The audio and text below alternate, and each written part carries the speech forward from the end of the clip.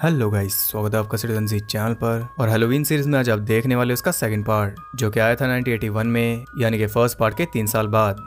यह हैलोवीन का सीक्वल है, यानी कि उसकी कहानी को आगे बढ़ाएगा। इसे डायरेक्ट किया है रिक रोजनथल ने और इनकी डेब्यू मूवी थी। इसके प्रोड्यूसर और राइटर हैं डेब्रा हिल और जॉन कारपेंटर। ये मूवी आपको फर्स्ट पार्ट वाली फील देगी क्योंकि इसमें ये दोनों इन्वॉल्व हैं। अब कारपेंटर ने इसे डायरेक्ट क्यों नहीं किया, इसके बारे में हम आगे बात करेंगे इस मूवी से जुड़े ढेर सारे फैक्ट्स के साथ। तो अब ज़्यादा देर ना करते हुए जल्दी से स्टोरी स्टार्ट करते हैं।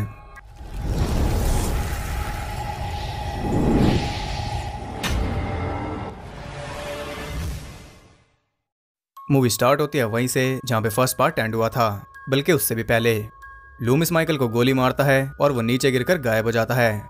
अब यहाँ फर्क ये है कि फर्स्ट पार्ट में लूमिस ने माइकल को 6 गोली मारी थी, लेकिन यहाँ पर 7 दिखाई गई हैं। इसके बावजूद भी लूमिस यही चिल्लाता फिर रहा है कि उसने माइकल को 6 गोली मारी और वो फिर भी नहीं मरा।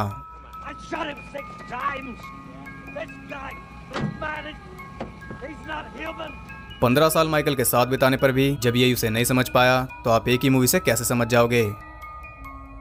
अब यहाँ पर हमें फिर से माइकल के पॉइंट ऑफ व्यू से सब कुछ दिखाया जाता है, फर्स्ट पार्ट वाली फील देने के लिए। वो फिर से घर में झांक रहा है जहाँ पर टीवी में चल रही है जॉर्ज रोमेरो की night of the living dead. चुपचाप घर में एंटर होकर वो एक चाक उठाकर वहां से निकल जाता है।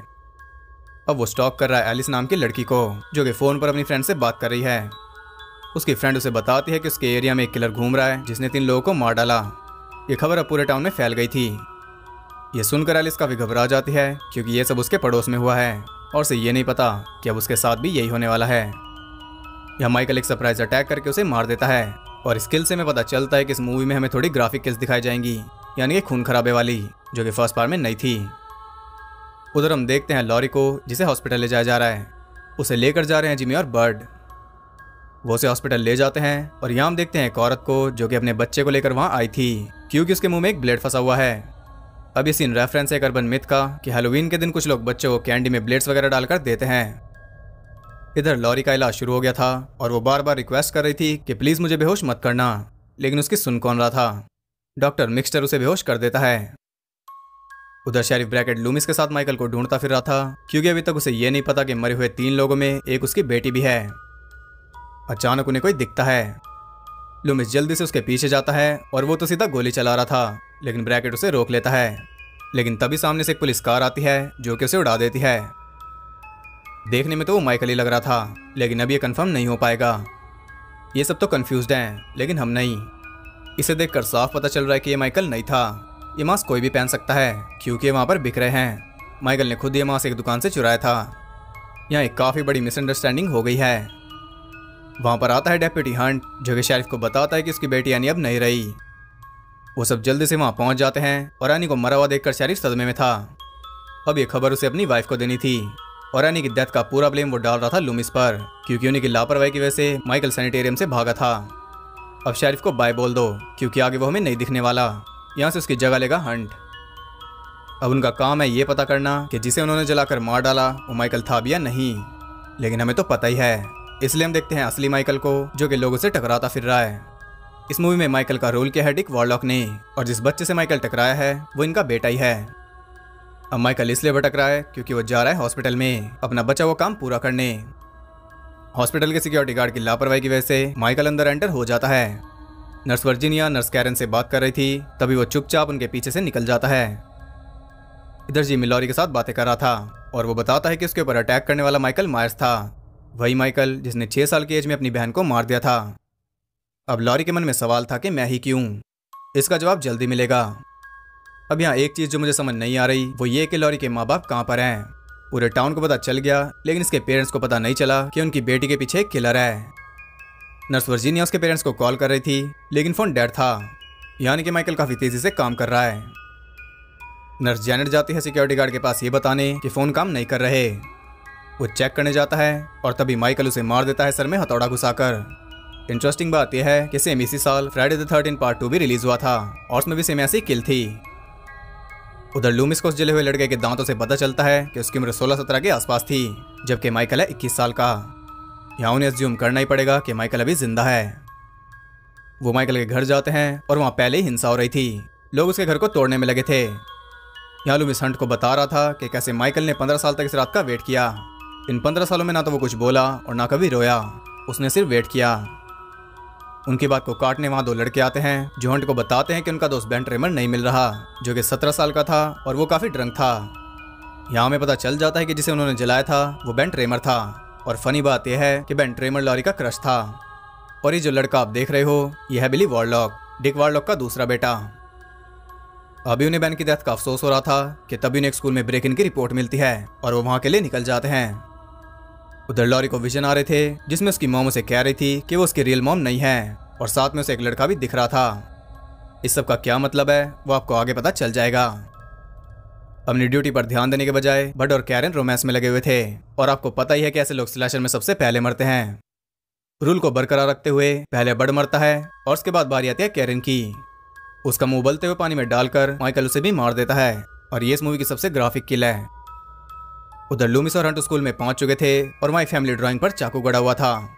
साथ में ब्लैक बोर्ड पर लिखा हुआ था समेन, जो कि असल में एक फेस्टिवल है, लेकिन लूमिस कहता है कि इसका मतलब है मुर्दों का राजा और ये कह रहा है तो हम मान ही लेते हैं। अब यहाँ पर लूमिस से मिलने आती है मैरियन, जिसे आपने पिछले पार्ट में भी देखा था, लेकिन लूमिस उसे देखकर कहता है वो उसे बताते हैं कि उसे यहाँ से जाना होगा और ये ऑर्डर है गवर्नर का।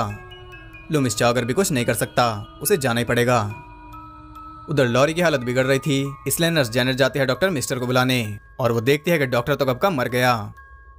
अभी वो शॉक में थी, तभी माइकल अंधेरे से निकलता है बिल्कुल फर्स्ट पार्ट की तरह और वो जेनेट को भी मार देता है। जिमी और जिल दोनों नर्स वर्जीनिया को ढूंढ रहे थे, तभी माइकल लॉरी के रूम में पहुंचकर उसे स्टैब करने लगता है, लेकिन लॉरी वहां पर थी नहीं, वो अपनी जान बचाकर वहां से निकल रही थी। उधर जिमी को वर्जीनिया मिल जाती है, लेकिन डेड, उसकी बॉडी में से सारा खून निकल चुका था और उसी पर फिसलकर वो नीचे गिरकर बेहोश हो जाता है। नर्स जिल पुलिस के पास जा रही थी, लेकिन वो देखती है कि उसकी कार चलने लायक थी नहीं और वहां पर खड़ी हर एक कार का यही हाल था। जैसा कि हमने पिछले पार्ट में देखा था, माइकल दिमाग का यूज भी करता है। डर के मारे वो अंदर जाती है और अंदर उसे मिल जाती है लॉरी, लेकिन तभी पीछे से माइकल आता है और स्केपल से स्टैब करके उसे हवा में लटकाकर मार देता है। अब यहाँ पर शुरू होता है मेन चेज। लॉरी भाग रही थी और क्योंकि माइकल नहीं भागता इसलिए वो शांति से उसका पीछा कर रहा था। रास्ते में लॉरी को डेड बॉडीज भी मिलती हैं बिल्कुल फर्स्ट पार्ट की तरह। बचते बचाते वो बाहर पहुंच जाती है और छुप जाते हैं कार में। उधर लूमिस मैरन के साथ वापस जा रहा था, तब उसे बताती है माइकल की सीक्रेट फाइल के बारे में, जिसके बारे में लूमिस को नहीं पता। वो बताती है कि लॉरी माइकल की छोटी बहन है। यह है वो ट्विस्ट जिसके हिंट में दिए जा रहे थे। वो माइकल से 2 साल छोटी है और माइकल के पकड़े जाने के बाद जब उनके पेरेंट्स मर गए तो लॉरी को स्टोर फैमिली ने अडॉप्ट कर लिया। लूमिस समझ जाता है कि माइकल यहाँ करने क्या आया है। वो आया है अपनी छोटी बहन को मारने। 15 साल पहले उसने अपनी बड़ी बहन को मारा था और तब उसे पकड़ लिया गया था, लेकिन जूडिथ को मारने के बाद जब वो घर से निकला तब वो अपने पेरेंट्स की कार की तरफ जा रहा था क्योंकि इसमें लॉरी थी, लेकिन उसे रोक लिया गया। तब से वो इसी रात के इंतजार में था। 15 साल उसने ये सोचते हुए निकाल दिए कि एक दिन वो लॉरी को भी मार देगा और आज ही वो दिन है। अब लूमिस को उसे रोकना था, इसलिए वो गन पॉइंट पर कार को टर्न करवा लेता है। उधर लॉरी कार में छुपी हुई थी, तब इसके पास आता है जिमी, लेकिन यहाँ वो बेहोश होकर गिर जाता है सीधा हॉर्न के ऊपर, जिससे उसने माइकल को बता दिया था कि वो यहाँ पर छुपे हुए हैं। लॉरी जल्दी से कार से बाहर निकलती है और तभी वहां पहुंच जाता है लूमिस। लॉरी उनका ध्यान नहीं खींच पाती और वो सीधा हॉस्पिटल में चले जाते हैं। लूमिस के रूल्स एकदम क्लियर थे। Go on. Dr. Loomis. You stay with me and shut up. Laurie भी अंदर आ रही थी, लेकिन दरवाजा लॉक था। ऊपर से माइकल उसी की तरफ बढ़ रहा था। ऐसा ही कुछ हमने पिछले पार्ट में भी देखा था। इस बार टाइम रहते दरवाजा खोलता है लूमिस। लॉरी को अंदर लेकर वो दरवाजा फिर से लॉक करता है ताकि माइकल अंदर ना आ पाए। एंड गेस व्हाट, वो फिर भी अंदर आ जाता है। यहाँ लूमिस फिर से उसे 5 गोली मारता है, जिससे वो ढेर हो गया था। एक ही रात में उसने 12 गोलियां खा ली। अब यहाँ मैरन जाते हैं कार रेडियो से पुलिस बुलाने और ये ऑफिसर माइकल को चेक कर रहा था, जो कि उसे नहीं करना चाहिए। यहाँ माइकल उसे भी लपेट लेता है। अब लूमिस और लॉरी जाकर छुप जाते एक रूम में और लूमिस लॉरी को भी एक गन दे देता है उसकी सेफ्टी के लिए। माइकल अपने तरीके से अंदर आ जाता है और इस बार उसने लूमिस को स्टैब कर दिया था, जिससे वो पीछे जा गिरता है। अब वो बढ़ रहा था लॉरी की तरफ। यहाँ लॉरी उसके फेस में 2 गोली मारती है और गोलियां तो ये ऐसे खा रहा है जैसे कैल्शियम की हों। अब गोली उसकी आंखों में लगी थी, इसलिए वो अंधा हो गया था। वो स्केपल को हवा में घुमा रहा था। इसी का फायदा उठाकर वो दोनों सारे सिलेंडर्स को लीक कर देते हैं। लॉरी वहां से निकल जाती है और लूमिस वहीं पर ब्लास्ट हो जाता है अपने साथ माइकल को लेकर, लेकिन माइकल तो अभी भी लॉरी की तरफ बढ़ रहा था। खैर यहाँ पर वो ढेर हो जाता है और इसी के साथ उसका दी एंड हो गया। लॉरी को ले जाते हैं दूसरे हॉस्पिटल में और कुछ इस तरह ही हैलोवीन की भयानक रात खत्म हो गई और साथ में ये मूवी भी। तो इस मूवी की स्टोरी काफी ज्यादा अच्छी थी। सेकंड पार्ट को बिल्कुल उसी राह से शुरू करना काफी अच्छा आइडिया था, जो कि फैंस को पसंद भी आया था। लेकिन ये भाई बहन वाले एंगल को लेकर कुछ फैंस खुश थे और कुछ नाखुश थे, क्योंकि इससे फर्स्ट पार्ट को देखने का नजरिया भी बदल जाता है। अब अगर आप फर्स्ट पार्ट को दोबारा देखोगे तो आपके दिमाग में ट्विस्ट चिपका होगा और आप अलग तरीके से उसे देखोगे। अब आप इसे अनदेखा नहीं कर सकते। खैर सबके बावजूद इस बात में कोई शक नहीं कि एक परफेक्ट सीक्वल था, और अगर आपको ये पसंद नहीं आया तो भी कोई प्रॉब्लम नहीं, क्योंकि अब ये ऑफिशियल नहीं रहा। अब ऑफिशियल है 2018 वाला सीक्वल, जिसकी स्टोरी एकदम अलग है, वो भी आप जल्दी देखोगे। अगर आप ये भाई बहन वाला एंगल और अच्छे से देखना चाहते हो तो आपको रॉब ज़ॉम्बी के रिबूट्स देखने चाहिए। वो है तो सिर्फ 2 फिल्म्स, लेकिन उन 2 फिल्म्स में पूरी 4 फिल्में हैं। अब ये सीक्वल पहले से प्लान नहीं था, ये कुछ सालों बाद बेस्ड होता एक बड़ी सी बिल्डिंग में, लेकिन बाद में इसे चेंज कर दिया गया। कारपेंटर नहीं चाहते थे कि हैलोवीन का कोई सीक्वल बने, वो इसके खिलाफ थे, लेकिन जब उन्हें काफी पैसा ऑफर हुआ तो वो इसकी स्टोरी लिखने के लिए तैयार हो गए, क्योंकि आपको पता ही है कि फर्स्ट पार्ट के लिए उन्हें काफी कम पैसे मिले थे। कुछ इस तरह वो भरपाई करना चाहते थे। अब इस मूवी में काफी चीजें सेम फर्स्ट पार्ट वाली रखी गई ताकि हमें सेम वही फील दे, और इसने दिया भी। लेकिन आगे इस फ्रेंचाइज की फील बदलने वाली है। इस फिल्म में हमने ये भी देखा कि माइकल कोई आम इंसान नहीं है, वो मारे से भी नहीं मरता। ऑफिशियली यहाँ पर माइकल और लूमिस दोनों मर गए थे, यहाँ पर उन दोनों का एंड हो गया था और हैलोवीन का भी। लेकिन जैसा कि आप जानते हो ये काफी बड़ी फ्रेंचाइज है, तो आगे क्या हुआ और कैसे हुआ वो आपको धीरे धीरे पता चलता रहेगा।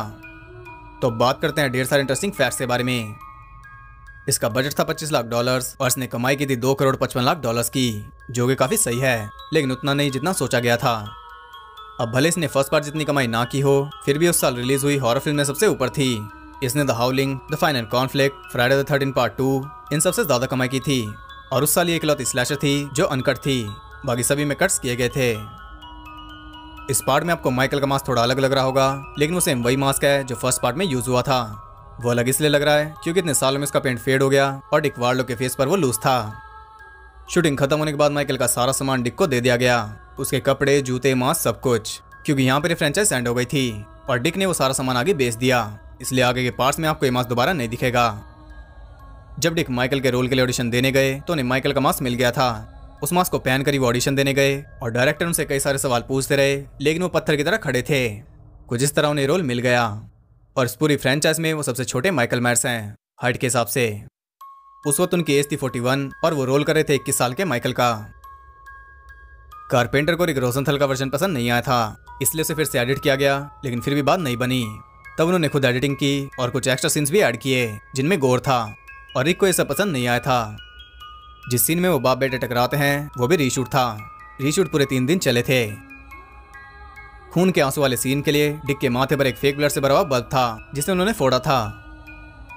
इस फिल्म की काफी भारी बुराई लोगों ने ये की कि इसमें दिखाया गया हॉस्पिटल कुछ ज्यादा ही सुनसान था, लेकिन रिक ने बताया था कि वो उनके खुद के एक्सपीरियंस पर बेस्ड है। एक रात वो अपनी वाइफ के साथ हॉस्पिटल गए थे और वहां पर इतना स्टाफ था। फिल्म में जितना भी हॉस्पिटल का स्टाफ था उसमें से ज्यादातर एक्टर्स रिक की एक्टिंग क्लास के थे, और डॉक्टर मिक्सचर भी उन्हीं के दोस्त का नाम था।